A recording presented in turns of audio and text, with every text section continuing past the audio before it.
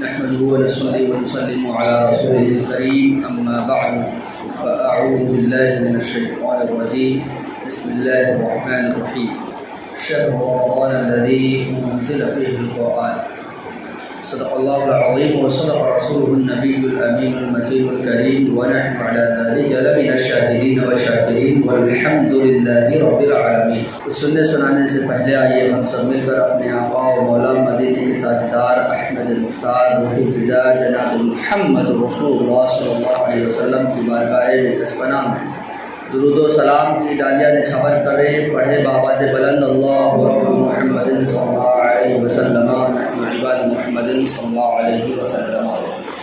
ہم انشاءاللہ العزیز بہت جلد اللہ تبارک و تعالیٰ کی توفیق سے رمضان المبارک جیسی عظیم نعمت سے سرفراز ہونے والے ہیں۔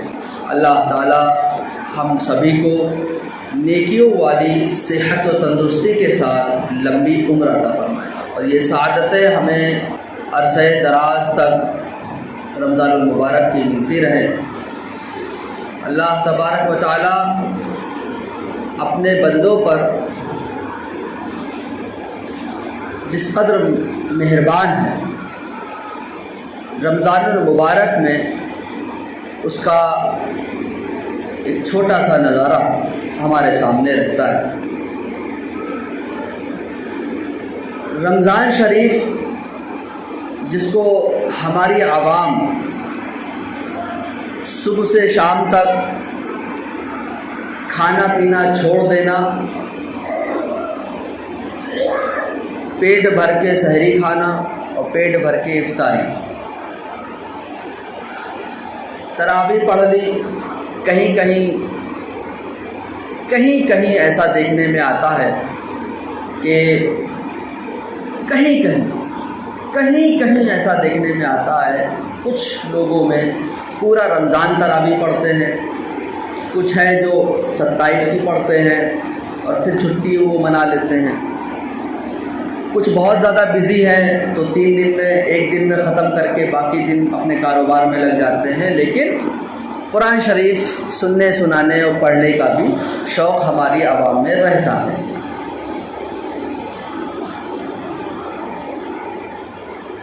ہم لوگوں کو نہیں معلوم کہ وہ دن کب آئے گا کہ جب ہماری عوام عبادت کو عبادت سمجھے گی۔ ہماری عوام اب عبادت میں بھی کاروبار کرتی ہے، اگر اسے ثواب نہ ملے تو عبادت نہ کرے، اگر اسے ڈرایا نہ جائے تو عبادت نہ کرے۔ حضرت رابعہ بصریہ رضی اللہ تعالی عنہا ایک مرتبہ آپ عالم جذب میں آ گئی اور انہوں نے ایک ہاتھ میں آگ لی اور ایک ہاتھ میں پانی، اور فرمایا کہ آج میں جنت کو جلا دوں گی اور جہنم کو بجھا دوں گی، تاکہ لوگ جنت کی خواہش میں اور جہنم سے ڈر کر عبادت نہ کریں بلکہ اللہ کی عبادت اس لیے کریں کہ وہ ہمارا رب ہے، مالک ہے۔ تو ہمارے جو اسلاف ہیں، ہمارے جو بزرگان دین ہیں، انہوں نے ہمیں یہ بتایا، اپنے عمل سے کر کے دکھایا کہ ہم عبادت لالچ سے نہیں بلکہ اللہ کی عبادت اس لیے کریں کہ وہ ہمارا رب ہے، اس کا حکم ہے، ہمارا مالک ہے، اس لیے وہ بہت دے گا، بے حساب دے گا۔ اس کی جنت، اس نے، ہمارے رب نے جنت کی جتنی بھی نعمتیں بیان فرمائیں وہ نعمتیں بھی ہماری سمجھ سے باہر ہیں، لیکن ان نعمتوں کے تعلق سے بھی اللہ تعالیٰ نے یہی فرمایا کہ یہ صرف مثال دینے کے لیے۔ نبی کریم صلی اللہ علیہ وسلم فرماتے ہیں کہ یہ صرف سمجھانے کے لیے ہے، مثال دینے کے لیے ہے، ورنہ اس سے تمہاری سوچ سے کہیں زیادہ اچھی اور خوبصورت جنت ہے۔ صرف تصور کر لینے سے وہ بات پیدا نہیں ہوتی ہے۔ مثال کے طور پر ہم یہیں بیٹھے بیٹھے ایسے ماحول میں تصور کریں کہ ایک باغ ہے، خوب ہریالی ہے، جھرنے ہیں، وہ بس جملے آ گئے، لیکن حدیث مبارک کے الفاظ بالکل صاف ہیں کہ نہ کسی آنکھ نے دیکھا، نہ کسی کان نے سنا، نہ کسی کے دل میں اس کا خطرہ گزرا، کسی کے وہم و گمان میں نہیں ہے کہ کتنی خوبصورت جنت ہے۔ اور اس پوری نعمت کو بتانے کے لیے قرآن عظیم نے ایک چھوٹا سا جملہ ارشاد فرمایا کہ اللہ تعالیٰ فرماتا ہے کہ تمہیں جنت میں جو تم چاہو گے وہ ملے گا، جو تم چاہو گے، ما تشتہی انفسکم، جو تم چاہو وہ تمہیں، جو تمہارے نفس چاہیں گے، جو تمہارا نفس چاہے گا، انفس ہے لفظ وہاں پر نفس، اور جب نفس مانگے گا تو سوچے کس طریقے سے مانگے گا؟ جنت میں جو نفس ہمارا ہوگا وہ تمام گندگیوں سے پاک صاف دھل دھلا کر کے جائے گا، اور جب نفس مانگنے پر آتا ہے تو کیسے مانگنے پہ آتا ہے؟ اور یہاں قرآن مجید میں صراحت کر دیا ہے تمہارا نفس جو مانگ لے گا فوراً حاضر ہو جائے گا۔ اب آپ اندازہ لگا لیں کہ کیا ہو سکتا ہے، تو اس کی نعمتوں کا اندازہ نہیں لگا سکتے، لیکن عبادت تب بھی ہوگی کہ ہم جنت کے لالچ میں کریں، عبادت تب بھی ہوگی جب ہم جہنم سے ڈر کر کے کریں، وہ بھی عبادت ہے۔ لیکن اللہ تعالیٰ نے جو عقل ہمیں دی ہے اس کو ہم استعمال کریں اور کام میں لائیں، اور اپنے دل سے کہیں کہ کیا ہم عبادت صرف اس لیے کریں کہ کیونکہ ہمیں جنت میں جانا ہے؟ اگر ایسا نہیں کر پا رہے تو کوئی ایک عبادت، کبھی ایسا دن ہو ہماری زندگی میں چلو ہم عبادت اس لیے کر رہے ہیں کہ اللہ کا حکم ہے، ہم مسجد اس لیے بیٹھ رہے ہیں کہ اللہ کی زمین پر سب سے بہترین جگہ ہے، ہم صرف اور صرف مہینوں کا، رمضان المبارک کا یا کسی بھی مہینے کا ادب و احترام اس لیے کریں کہ اللہ تعالیٰ نے ہمیں حکم دیا ہے۔ آپ نے سنا ہوگا کہ ایک یہودی نے اپنے بیٹے کو رمضان میں کھلے عام کھا پی رہا تھا، اس کو ٹوک دیا کہ آپ سوچیں کہ زمانہ ایسا بھی گزرا ہے، یہودی جو سخت مخالف ہے مسلمانوں کا، اس نے اپنے بیٹے کو ٹوک دیا، دن میں کھا رہا تھا، دن دہاڑے سب کے سامنے، تمہیں شرم نہیں آتی؟ مسلمانوں کا روزہ ہے اور تم دن دہاڑے کھا رہے ہو؟ اور اللہ تبارک و تعالیٰ نے اس پر اتنا کرم فرمایا، اس ادب کی وجہ سے نبی کریم صلی اللہ علیہ وسلم کی زیارت سے مشرف ہوا اور کلمہ پڑھ کے اسلام مسلمان ہوا۔ آپ سوچیں کہ یہودی ایمان کا عطا پتہ نہیں، مخالف، لیکن صرف رمضان کا ادب اس کے دل میں آیا، اور اللہ تعالیٰ نے اس ادب کی برکت سے اس کو ایمان کی دولت سے سرفراز فرما دیا، وہ بھی کس کے ہاتھوں؟ نبی کریم صلی اللہ علیہ وسلم کے ہاتھوں۔ افسوس ہم یہودیوں سے بھی زیادہ غیر گزرے ہوئے جا رہے ہیں۔ ایک یہودی تھا، کوئی مسئلہ نہیں، لیکن یہودی تھا۔ ہمارے یہاں ہمارا مسلمان سب سے پہلے پیسے اور کاروبار کی بات کرتا ہے۔ کیا ہم اپنے کاروباروں کو تھوڑا سا بھی اسلامی رنگ نہیں دے سکتے؟ فرض کر لیتے ہیں کہ کوئی مسلمان اپنے نفس کی شرارت کی وجہ سے نہیں رکھ پا رہا روزہ، اس کا اپنا عمل ہے، لیکن اس کو اتنا بھی سمجھ میں نہیں آ رہا ہے کہ ہم اپنے دوسرے مسلمان بھائیوں کے سامنے نہ کھائیں۔ یہ ادب بھی اس کے دماغ میں، ذہن میں، دل میں نہیں ہے کہ کم سے کم وہ اتنا ہی سوچ لے کہ میں نکما ناکارہ ہوں، میں روزہ نہیں رکھ رہا ہوں۔ لیکن ہمارے جو مسلمان بھائی روزہ رکھ رہے ہیں، تپتی دھوپ میں کام کر کے رکھ رہے ہیں، بھٹی پر روٹی سیک رہے ہیں، پھر بھی وہ روزے سے ہے، کسان کھیت میں کام کر رہا ہے، پھر بھی وہ روزے سے ہے، مزدور مزدوری کر رہا ہے، پھر بھی وہ روزے سے ہے، بچے بوڑھے جوان روزے سے ہے، بیمار جو ہے روزے سے ہے، اور بیڑی سگریٹ کا نشہ کرنے والے بھی روزہ رکھ لیتے ہیں، اور ہٹا کٹا جوان روزہ نہیں رکھ رہا ہے تو کم سے کم ان کا خیال کر لیتے ہیں۔ لیکن نہیں، ہمارا مسلمان پتہ نہیں کس دھن میں رہتا ہے۔ لیکن یاد رکھیں کہ ادب وہ چیز ہے کہ انسان کو اتنے مرتبے پر لے جائے گا کہ اس کا کوئی اس کو سوچ نہیں سکتا۔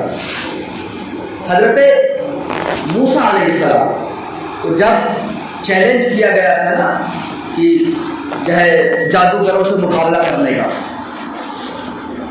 تو جادوگروں نے جب جادوگر آمنے سامنے ہوئے، جادوگر اور موسیٰ علیہ السلام آمنے سامنے ہوئے، تو جادوگروں نے موسیٰ علیہ السلام سے عرض کیا کہ پہلے آپ پیش کریں گے یا پہلے ہم جادو دکھائیں؟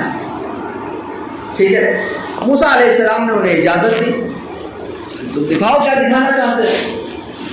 تو انہوں نے رسیاں پھینکی جو سانپ بن کے دوڑنے لگی۔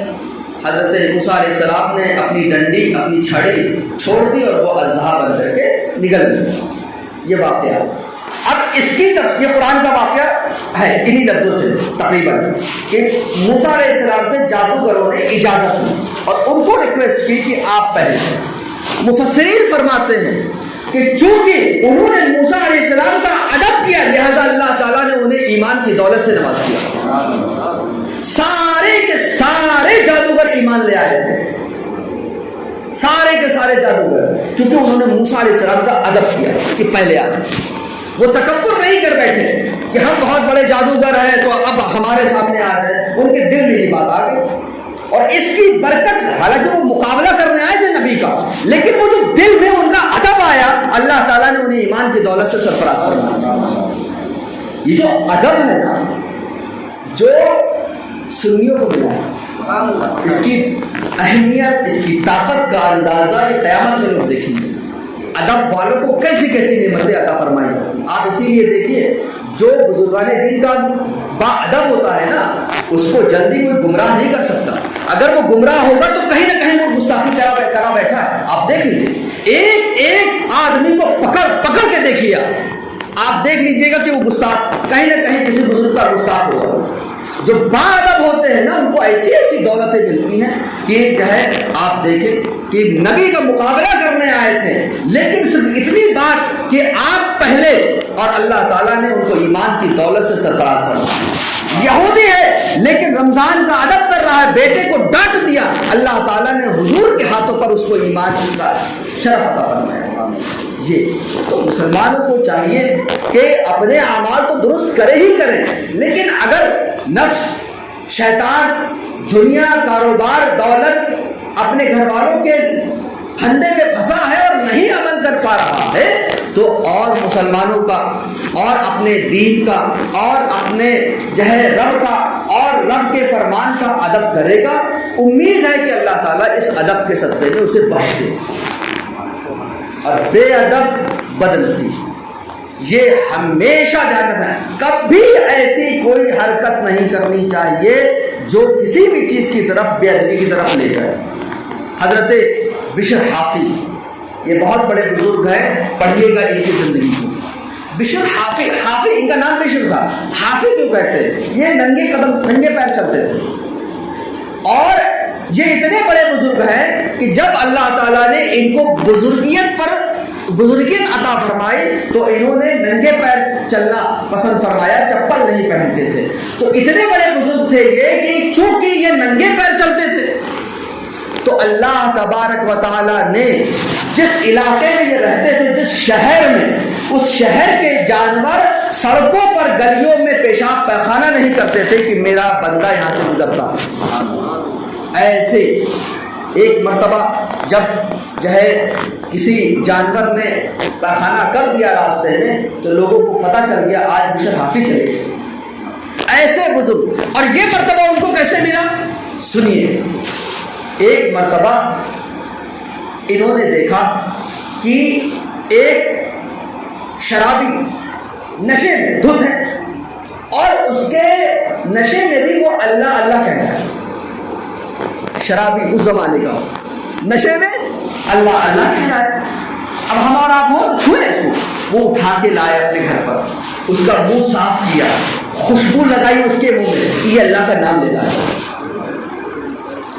یہ اللہ کا نام لے رہا ہے۔ اس کے منہ کو صاف کیا، دھلا، اور اس کے منہ کو خوشبو لگائی کہ اللہ کے نام کی بےدبی نہ ہو، اور اس عمل کے صدقے میں اللہ تعالیٰ نے انہیں ولایت عطا فرمائی۔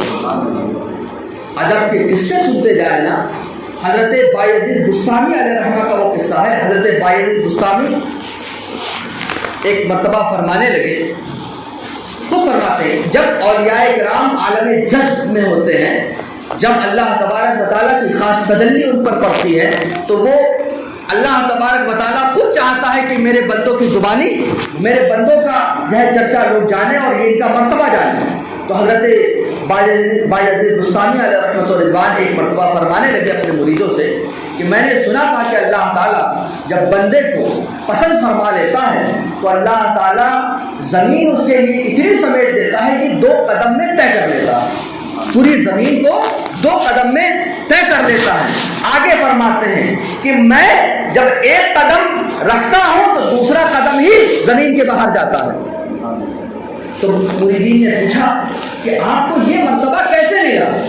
تو فرماتے ہیں کہ مجھے یہ تو نہیں پتا ہے کہ جو ہے یہ مرتبہ کیوں ملا ہوگا، لیکن میرے عمل میں ایک ایسی نیکی ہے جس پر مجھے امید ہے کہ اسی وجہ سے مجھے یہ مرتبہ ملا ہوگا۔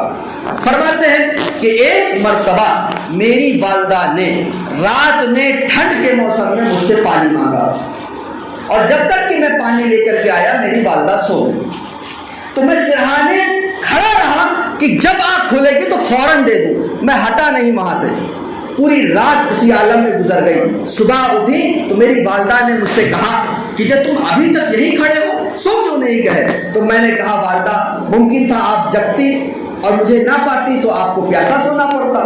تو میری والدہ نے جو میرے لیے اس وقت دعا کی اسی کا صدقہ ہے کہ اللہ تعالیٰ نے مجھے یہ مرتبہ عطا فرمایا۔ ہم کیا ہیں؟ کاروبار کرتے ہیں، اچھا بزرگ نے یہ مرتبہ اس لیے پایا تو اب کاروبار شروع، میں بھی یہ کر لوں تاکہ یہ مرتبہ مل جائے۔ یہ کوئی کاروبار ہے؟ جب خلوص سے، للہیت سے، خالص اللہ کے لیے بندہ عبادت کرے گا تو ملتا ہے۔ کاروبار تھوڑے ہیں کہ جائے نہیں میں نے بھی یہ کر لیا اب مجھے مل جائے، اللہ کی مرضی۔ وہ ان کے دل بہت خالص تھے تو جلدی جلدی انہیں مل جاتا۔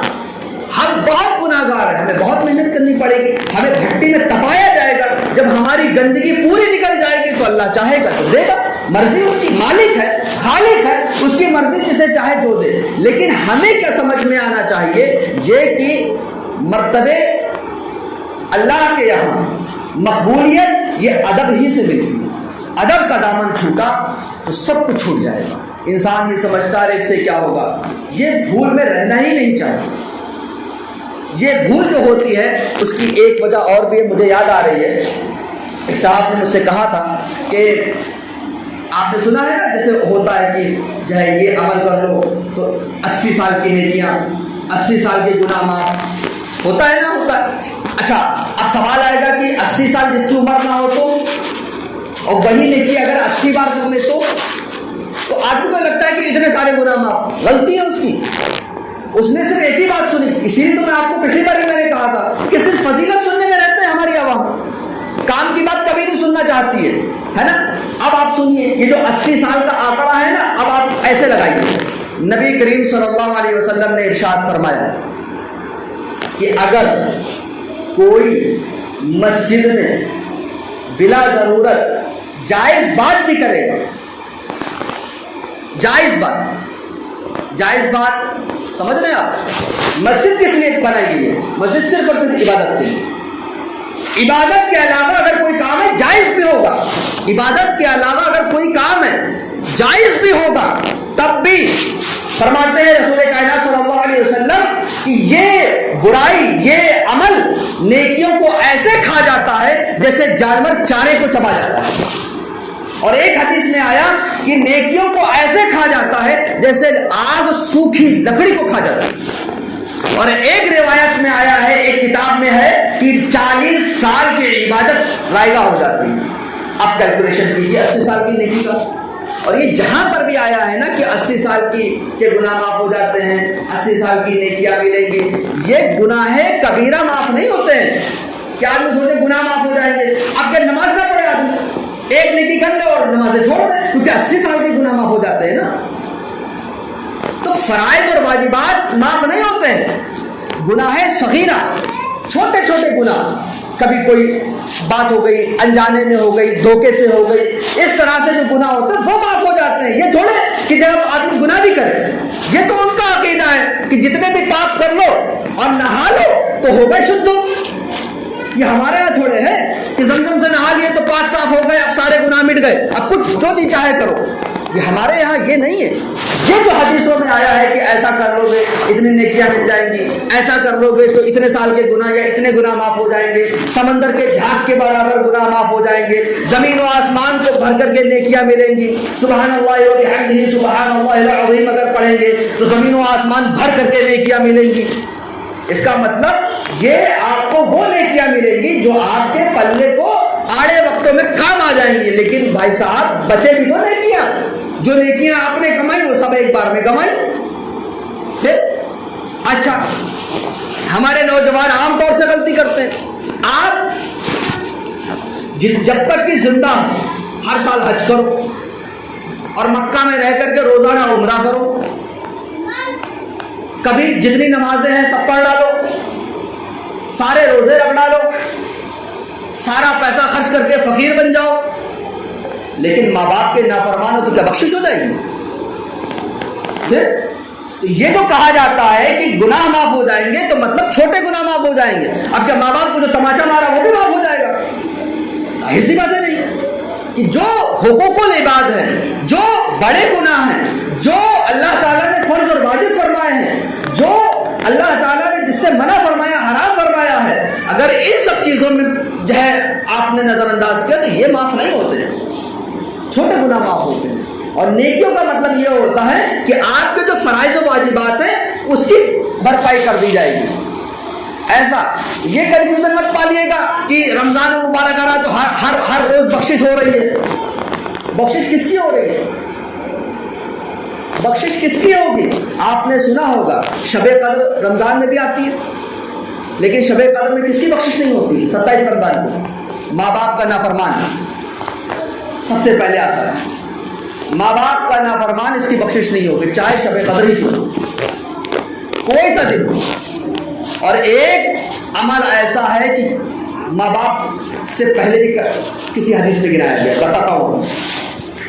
اسی طریقے سے شراب پینے والا بخشش نہیں ہوگی، قطع تعلق کرنے والا، رشتہ توڑنے والا بخشش نہیں ہوگی. سنا ہے اللہ کے رسول صلی اللہ علیہ وسلم فرماتے ہیں کہ ایک شخص پریشان حال، بہت خستہ حال، بال بکھرے ہوئے، چہرے پر دھول مٹی، اور دور سے سفر کر کے کعبہ شریف کے غلاف سے لپٹ کر کے رو رو کے دعا کر رہا ہے، لیکن اللہ تعالیٰ اس کی دعا قبول نہیں فرمائے گا کیونکہ اس کے پیٹ میں ایک حرام کا لقمہ ہے. پیٹ میں ایک حرام کا لقمہ ہے، اللہ تعالیٰ اس کی دعا قبول نہیں فرمائے گا. تو پھر تو یہ جو ہماری عوام ہے فضیلتوں کے چکر میں پڑ کر کے بالکل بے لگام گھوڑے کی طرح سرپٹ بھاگی جا رہی ہے، اس کو لگام دینے کی ضرورت ہے. ہمیں یہ سمجھنے کی ضرورت ہے کہ ہماری شریعت ہم سے جو مطالبہ کر رہی ہے، اگر ہم نے مطالبہ پورا نہیں کیا، اگر ہم نے اس کے احکام پر پابندی نہیں کی تو پھر یہ کہ ہم کامیاب ہو جائیں گے، یہ کہ ہماری بخشش ہو جائے گی، ایسا کچھ بھی نہیں. حقیقت کی نگاہوں سے دیکھیں. ایسی بالکل سمپل مثال ہے، ہر آدمی جانتا ہے کہ جو ہے یہ کسی کو ستانا، کسی کو ظلم کرنا، ماں باپ کا حق ادا نہ کرنا، یہ ایسے بڑے بڑے گناہ ہیں کہ اللہ تبارک و تعالیٰ ساری کی ساری نیکیاں برباد کرتے ہیں. اور اسی طریقے سے وہ بیویاں جو اپنے شوہروں کو ناراض کرتی ہیں، اللہ تعالیٰ ان دو لوگوں کے بارے میں فرماتا ہے، جو لوگ اپنے ماں باپ کو ناراض کرتے ہیں اور جو بیوی اپنے شوہر کو ناراض کرتی ہے، ان دو کے تعلق سے فرمایا اللہ تعالیٰ نہ ان کا فرض قبول فرمائے گا نہ نفل قبول فرمائے گا. یہ رمضان کے روزے، یہ حج، یہ زکوٰۃ، یہ نوافل، یہ تراویح، یہ سب انہی کے لیے ہے جو ان چیزوں کا خیال رکھے. یہ سوچے کہ صاحب ہم پڑھ کر کے ہماری بخشش ہو گئی، تو ایسا کچھ بھی نہیں. اس دھوکے میں نہیں رہے. حقیقت کی آنکھ کھول کر کے دیکھیے، سمجھیے، اور اپنے آپ کی اپنی انا کو مارنا یہ جانیے، اور ان سب چیزوں سے اپنی انا سے نکل کر کے شریعت کے تابع ہو جانے میں ہی ہماری بھلائی ہے.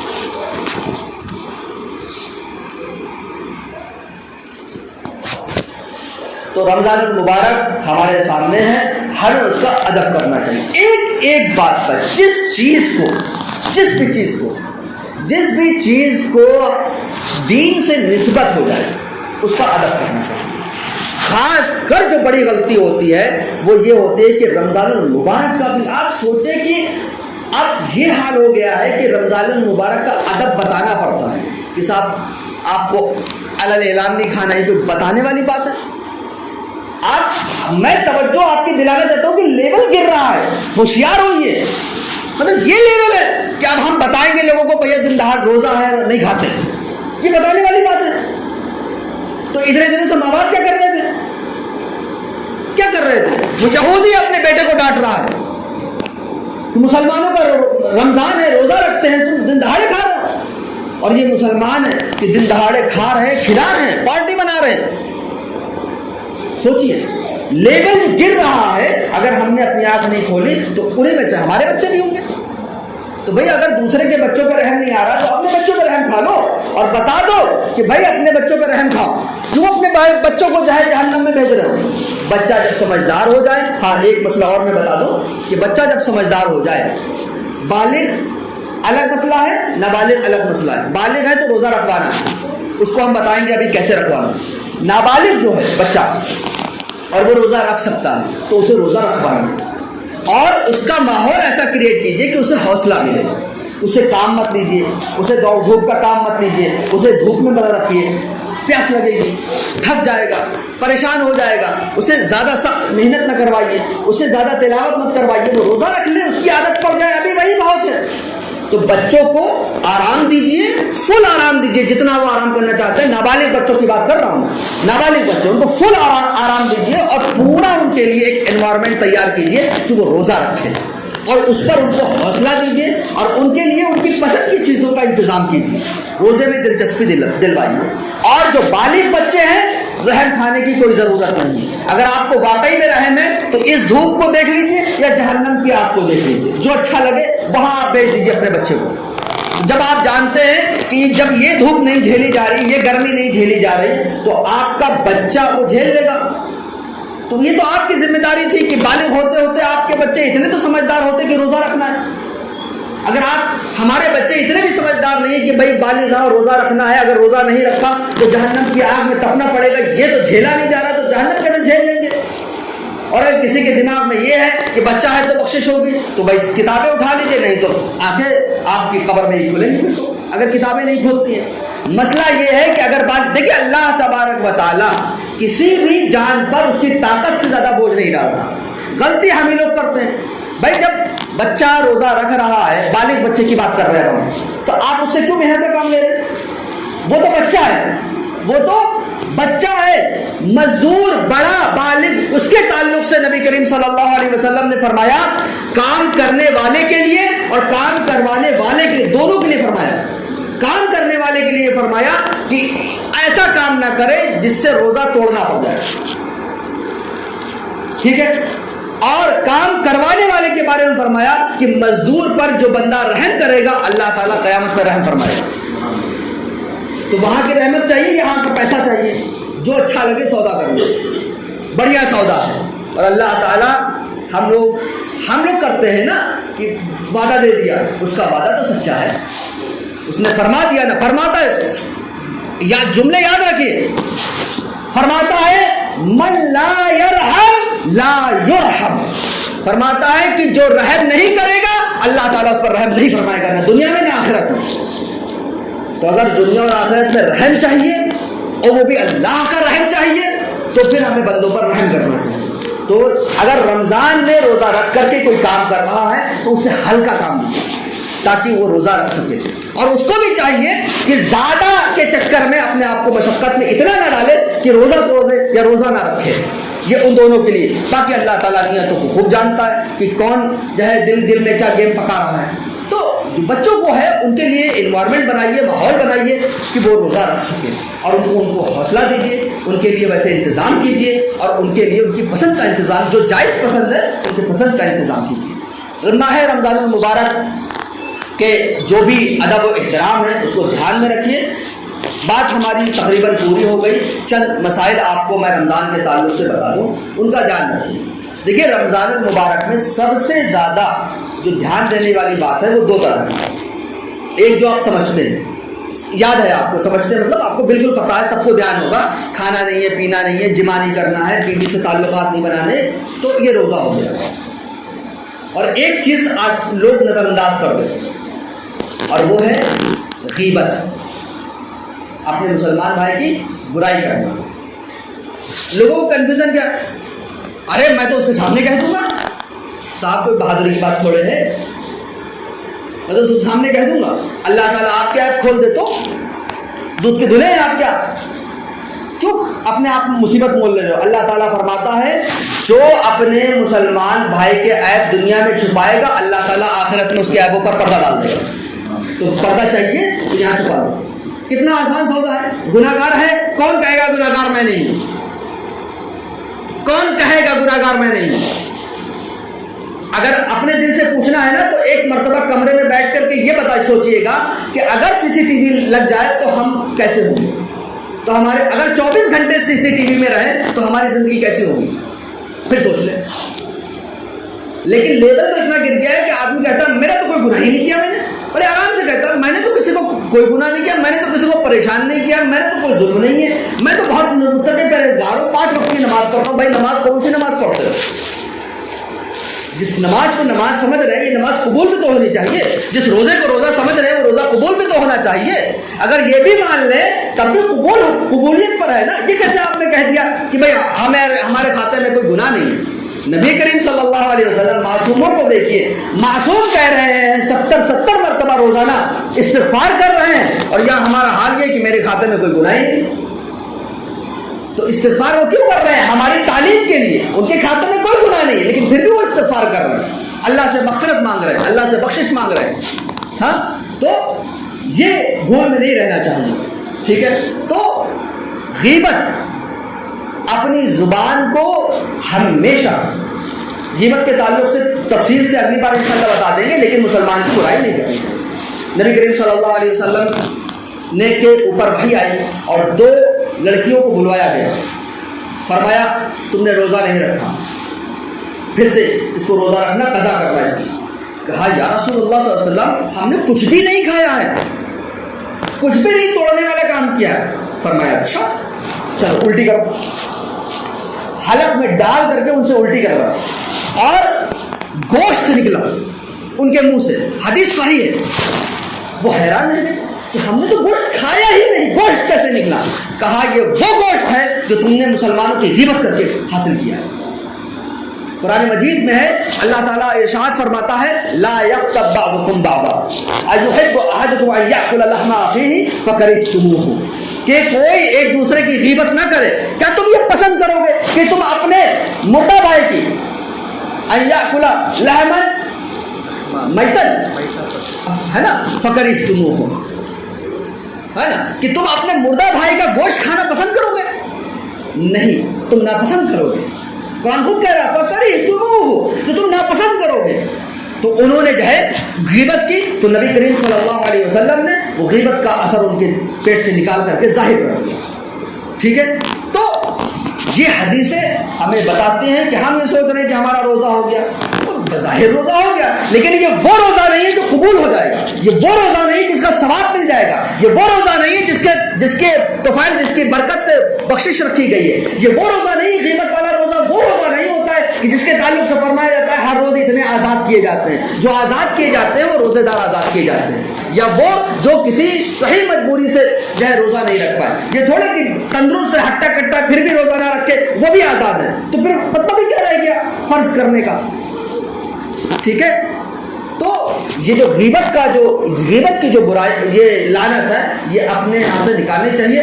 اگر کسی کو دیکھے منع کر سکتے ہیں تو منع کر دیں، اور منع نہیں کر پا رہے اٹھ کے چلے جائیں، وہاں سے اٹھ کے چلے جائیں، کوئی بہانہ بنا کے چلے جائے۔ اگر آپ کو لگ رہا ہے کہ سامنے والا برا مان جائے گا، آپ نہیں بول پا رہے، بہادر نہیں ہے، بولڈ نہیں ہے، تو ٹھیک ہے کوئی بات نہیں، آپ کوئی بہانہ بنا کے چلے جائیں، لیکن ہرگز نہ آپ کسی مسلمان کی برائی کیجیے اور نہ جو ہے ایسے لوگوں سے برائی سنیے اور نہ ان کے پاس بیٹھیے، یہ خصوصی طور پر۔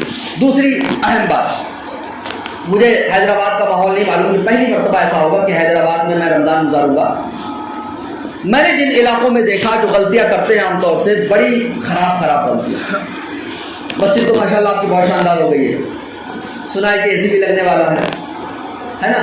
دیکھیے رمضان دل کا حال اللہ جانتا ہے، ہم کسی پر حکم نہیں لگائیں گے، یہ نہیں سمجھیں کہ ہم آپ کو کہہ رہے ہیں، مسئلہ بتا رہے ہیں، دل کا حال اللہ جانتا ہے. آپ اے سی کی ہوا کھانے کے لیے آئے کہ عبادت کرنے کے لیے آئے ہیں، یہ آپ جانیں. لیکن اگر یہ سب کرنے کے لیے اگر کسی نے ہمت کی تو قیامت میں اس کا حساب سخت ہوگا، کیونکہ یہ وقت پراپرٹی ہے. اگر مسجد کی کسی بھی چیز کو نقصان یا پہنچاتا ہے یا اس کو استعمال کرتا ہے ایسا بندہ جس کے لیے جائز نہیں ہے، قیامت میں حساب دینے کے لیے تیار ہے.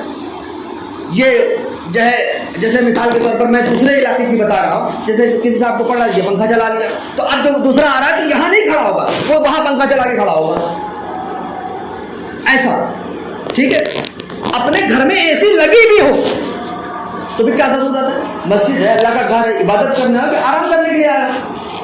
ہاں یہ ہے کہ اگر مسجد میں انتظام ہے اور آپ آ گئے نیت پر ہے، میں نے یہ نہیں کہہ رہے آپ ایسا مت کیجیے، ہم یہ کہہ رہے کہ نیت پر آدمی کو دھیان دینا ہے کہ ہماری نیت یہ نہیں ہونی چاہیے کہ چلو اے سی کی ہوا کھائیے، ہم چلو جو ہے تھوڑا سا آرام ملے. آرام کرنے کی جگہ مت بنائیے. آپ یہاں تلاوت کر رہے ہیں، آپ یہاں عبادت کر رہے ہیں، ہاں اعتکاف کی نیت کر کے ہی آئیے گا ہمیشہ. تو آپ نے آرام بھی کر لیا اور پھر جو ہے تھوڑا سا چستی آ گئی، پھر آپ عبادت میں لگ گئے، یہ آپ کی نیت ہے. تو اعتکاف کی نیت سے آپ یہاں بیٹھ جائیے. اور اعتکاف سے یاد آیا، اعتکاف میں جتنے لوگ ہیں، چاہے نفلی اعتکاف ہو چاہے وہ کیا کہتے ہیں بعد میں آنے والا 10 آخری کے جو 10 رمضان ہوتے اس میں، ہمیشہ یاد رکھیے بہت خطرناک معاملہ ہے مسجد عبادت کے لیے، صرف اور صرف عبادت کے لیے. عبادت کے علاوہ کوئی جائز کام بھی کرے گا نا، پوری زندگی کی عبادت چلی جائے گی، کچھ نہیں بچے گا. جو کر رہے وہ بھی گیا، کھاتے میں گناہ اور لگا. اور ایک حدیث مبارک سنا کر کے میں آپ کے درمیان سے رخصت ہو جاؤں. نبی کریم صلی اللہ علیہ وسلم فرماتے ہیں، 5 منٹ ہے نا، فرماتے ہیں کہ ایک زمانہ آئے گا کہ لوگ مسجد میں دنیا کی باتیں کریں گے. یہ حدیث شریف ہے، قیامت کی نشانیوں میں، اور شاید نشانی پوری بھی ہو چکی ہے. مسجد میں آ کر کے دنیا کی باتیں کریں گے. اب اگلا سینٹینس سنیے، یاد رکھیے گا. اگر دل پہ اتر گیا نا کسی کے تو آدمی سوچے گا بھی نہیں بات کرنے میں. حضور رحمت للعالمین ہے، سب کو پتا ہے کتنے گناہگار بھی بندے ہوں، اللہ کے رسول بہت رحم فرماتے ہیں. ٹھیک ہے، تیرے دامن میں چھپے چور انوکھا تیرا ہے، لیکن مسجد میں باتیں کرنا کتنا بڑا گناہ ہے آپ دیکھیے، اندازہ لگائیے. رحمت للعالمین فرما رہے ہیں کہ ایک زمانہ ایسا آئے گا کہ لوگ مسجد میں دنیا کی باتیں کریں گے. باتوں کا لفظ آیا جھگڑے گالی گلوچ کا نہیں، مسجد میں دنیا کی باتیں کریں گے. اور اس وقت پالیٹکس راجنیتی بھی نہیں ہوتی تھی جیسے آج ہوتی ہے. جب تم ایسے لوگوں کو دیکھو تو ان کے پاس نہ بیٹھنا. اللہ تعالیٰ کو ان کے کسی عمل سے کوئی کام نہیں، یعنی اللہ تعالیٰ ان کو ان کے حال پر چھوڑے ہیں، وہ کچھ بھی کرے وہ قبول نہیں. اب آدمی اپنا حساب کرے.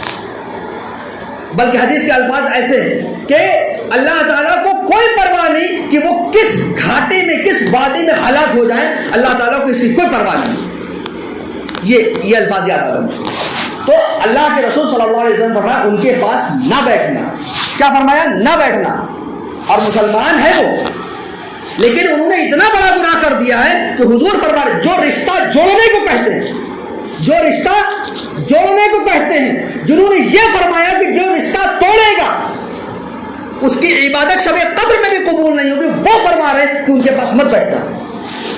کتنا بڑا گناہ ہے مسجد کے اندر باتیں کرنا. اور یہ بڑا گناہ کیوں ہے؟ کیونکہ یہ مسجد خاص اللہ کی عبادت کے لیے ہے. آپ دنیا کی کورٹس دیکھیے، جج کیا کوئی وہاں جا کر کے بات کرے گا؟ اگر جج موجود ہو، عدالت لگی ہوئی ہو، موبائل بج گیا تو ضبط ہوگا، جرمانہ الگ لگے گا آپ کو. کورٹس کے رول ہوتے ہیں، ہر جگہ کے اپنے اپنے پروٹوکالس ہوتے ہیں. یہ مسجد ہے، اللہ کا گھر ہے، یہ صرف اور صرف عبادت کے لیے.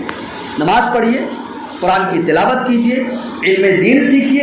علم دین بھیا ویسے سیکھنا ہے، موبائل پر نہیں. ہاں موبائل پر آدمی خود سمجھنا چاہیے دل ہے کہ نہیں ہے.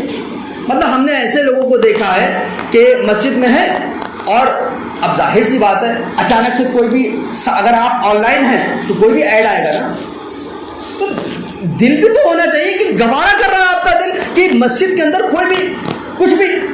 جاندار کی تصویر حرام ہے. اگر آپ کو یہ مسئلہ سمجھ میں نہیں آ رہا ہے تو بھائی میرے اتنا بھی سمجھ میں نہیں آ رہا ہے کہ مسجد صرف عبادت کے لیے، مباح کام کرنا، جائز کام کرنا، اس سے عبادتیں چلی جائیں گی.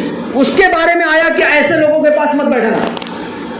تو جو اس سے بڑے بڑے کارنامے ہمارے درمیان ہو رہے ہیں کہ اپنی دنیا کی کچوریاں پکاتے رہتے ہیں، ہے نا. مسجد کا جیسے کام ہو رہا ہے، میں وضاحت کر دوں، مسجد کا کام ہو رہا ہے، اس کے ریلیٹڈ بات کر رہے ہیں کہ مسجد کا کام ہو، لیکن اس میں بھی ادب و احترام کا خیال رکھیں، بالکل آرام سے آئیں، آہستہ آہستہ بولیں، صرف دین کا کام کریں، مسجد سے ریلیٹڈ کوئی کام ہے وہ کریں.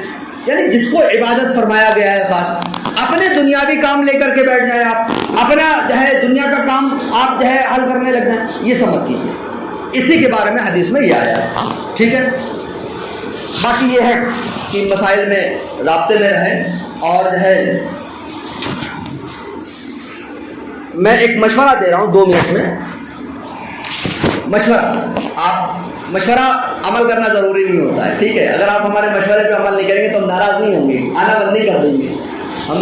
ہاں، تو وہ جو ہے فجر اور عصر اور تراویح کی نماز مکمل ہونے کے بعد یہ 3 وقت ایسے ہیں کہ لوگ موجود ہوتے ہیں اور جو ہے لوگوں کے پاس ٹائم بھی ہوتا ہے اور ذہنی سکون بھی ہوتا ہے اور لوگ تیار بھی ہوتے ہیں. ان تینوں وقتوں میں سے کسی ایک وقت میں یا 2 وقت میں یا تینوں وقت میں آپ ایک ٹائم بنا لیجئے گا کہ اس وقت ایک مسئلہ 2 مسئلہ رمضان شریف کے تعلق سے ہو جائے. مثال کے طور پر امام صاحب نے نماز پڑھائی، آپ نے امام صاحب سے گزارش کی، حکم نہیں دیا جاتا امام صاحب وغیرہ کو، ٹھیک ہے، کہ حضرت اگر آپ کی طبیعت پر بار نہیں ہو، اگر آپ جو ہے میری گزارش قبول فرما لیں تو 1-2 مسئلے، زیادہ بھی نہیں، کیونکہ کسی کو نیند آ رہی ہوگی، کسی کو کیا مطلب ہے. جس وقت آپ کو آپ کی عادت پتہ ہے، ہمارے ہاں جو چلن ہے وہ ہم نے آپ کو بتا دیا. ہمارے ہاں تو تینوں وقتوں میں چلن ہے کہیں، ورنہ جو ہے فجر کے بعد فجر کی نماز پڑھ کے یا پھر جو ہے تراویح پڑھ کر کے یہ چلن ہے ہمارے ہاں کہ جو ہے 1-2 مسئلے، جو اسے 1-2 مسئلے کا مطلب یہ ہے کہ 3 سے 4 منٹ، 1-2 مسئلے کا مطلب 3 سے 4 منٹ بیٹھنا کوئی دشوار نہیں ہے. امام صاحب نے سلام پھیرا، پہلے مسئلہ بتایا، اس کے بعد جو ہے دعا وغیرہ کر کے نماز پوری کر دیا آپ نے. تو ان تینوں وقتوں میں جو آپ کے ہاں سہولت ہو، جس میں آسانی ہو، جس میں زیادہ لوگ ہوں، تو نماز اور روزے کے مسائل خاص کر کے اور جو ہے باقی مسائل آپ سیکھنے کے لیے وقت نکالیے. اور یہی 30 دن میں آپ نے اگر 2 مسئلے سیکھیں تو 30 دن میں 60 مسئلے آپ کے پاس ہوں گے. اور یہ ایک بڑا اماؤنٹ ہے، یہ ایک بڑی گنتی ہے 60 مسئلوں کی، وہ بھی اہم مسئلے ہوں گے. ٹھیک ہے، جیسے ایک مسئلہ میں ابھی آپ کو بتا دے رہا ہوں کہ جو ہے روزے کی حالت میں برش کرنے سے بچیے گا.